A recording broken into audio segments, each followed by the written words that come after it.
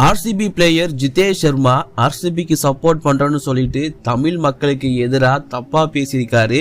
And கூடவே தோனியையும் தப்பா பேசியிருக்காரு. அவர் என்ன பேசினாரு சொல்றேன் இந்த வீடியோல.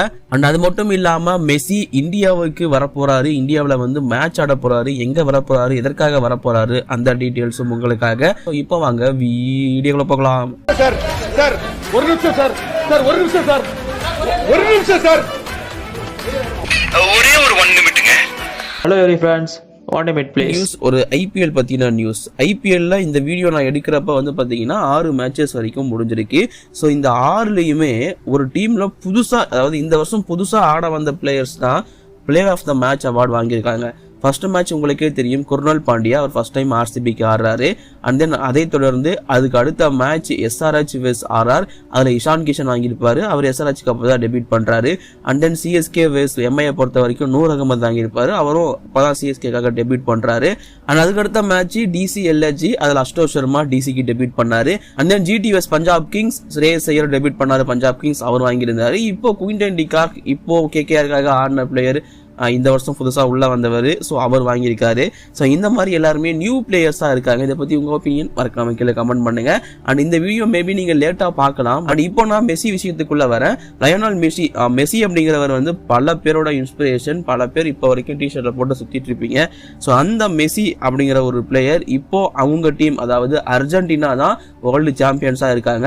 ஸோ மெஸ்ஸி அண்ட் இந்த அர்ஜென்டினா இந்த டீம், ஸோ அவங்க எல்லாருமே இந்தியா வரப்போறாங்க. எஸ், வேர்ல்டு சாம்பியன்ஸ் இந்தியா வர போறாங்க.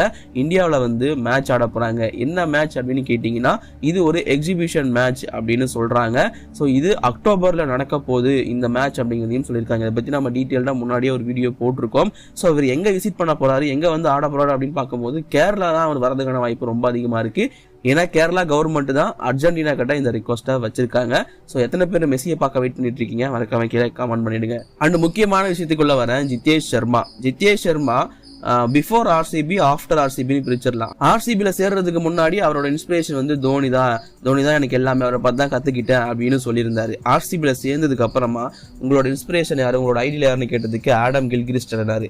அதுலேருந்து ஒரு படி மேலே போய் நான் தோனி கூட பேட்டிங் பண்ணணும்னு நினைக்கிறேன், தோனி ஸ்ட்ரைக்கில் இருக்கிறப்போ அவர் பீட்டனா நான் கூட அதை நின்று நான் பார்க்கணும்னு நினைக்கிறேன், இந்த மாதிரி பல விஷயங்களை பேசியிருந்தாரு. தோனி வேர்ல்டு கப் வின் பண்ணதை பற்றி கேட்டதுக்கு அது ஒரு டீம் எஃபர்ட், அதுக்கு எப்படி நீங்கள் தோனியை காரணம் சொல்லுவீங்க அப்படிங்கிற மாதிரிலாம் பேசியிருந்தாரு. அதெல்லாம் ரொம்ப ஓவராக பேசினாரு. ஆர்சிபிக்கு முன்னாடி வரைக்கும் தோனி தான் அவரோட ஐடியல் இன்ஸ்பிரேஷன் எல்லாமே. ஆர்சிபியில் சேர்ந்ததுக்கு அப்புறமா எதுக்கு இப்படி மாறினாருன்னு தெரியல, ரொம்ப தற்குறித்தனமா இருக்கு என்ன பொறுத்த வரைக்கும். இதெல்லாம் விட ஒரு படி மேல போயிட்டு ஆர்சிபி ரிலீஸ் பண்ண ஒரு வீடியோல வந்து சென்னையை நினைச்சா உங்களுக்கு என்ன ஞாபகம் வருது அப்படின்னு கேட்ட உடனே, இப்ப ரீசெண்டா ட்ரெண்ட் ஆயிட்டு இல்லையா, தோசை இட்லி சட்னி சாம்பார் அதை போட்டு அதை சொல்லி கலாச்சிருந்தாரு.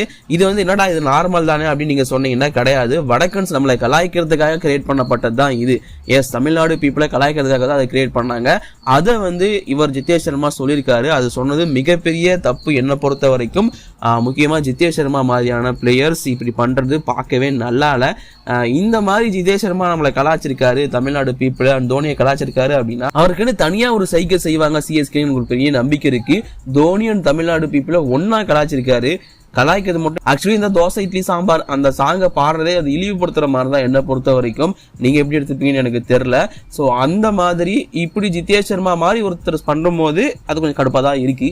நீ வாரி வச்சுக்கிற அப்படிங்கிற மாதிரி தான் இருக்கு. ஜிதேஷ் சர்மா ஆக்சுவலி எனக்கு பிடிக்கும், ஆனால் இப்படி பேசுனதுக்கு அப்புறமா நோ நெவர். எத்தனையோ பேர் ஆடிருக்காங்க ஆர்சிபிக்கு ஆடணுங்கிறதுக்காக தமிழ்நாடு பீப்புளை எதிர்க்கிறது அப்படிங்கிறது. அது மட்டும் இல்லாம ஆர்சிபிக்கு நான் கப்பை வாங்கி கொடுப்பேன், விராட் கோலிக்கு டெடிகேட் பண்ணுவேன்னு சொல்லியிருக்காரு. கப்பு வாங்குறது அவ்வளோ ஈஸி நினைச்சிட்டு இருக்காரு ஜிதேஷ் சர்மா. ஒரு கேப்டனாவே ஒன்னும் கிளிக்கல, பேசுறது மட்டும் அவ்வளோ பேசுறாரு. பேசுன்னு தான் சொல்ல முடியும், வேற என்ன சொல்ல முடியும். புரிஞ்சுப்பாரு, கூடிய சீக்கிரம் புரிஞ்சுப்பாரு அப்படிங்கிறத நான் சொல்லிக்கிறேன். ஸோ இதை பத்தி உங்களோட ஒப்பீனியன் மறக்காம கீழே கமெண்ட் பண்ணுங்க. இப்போ இந்த வீடியோ நான் முடிச்சுக்கிறேன். Bye, thank you.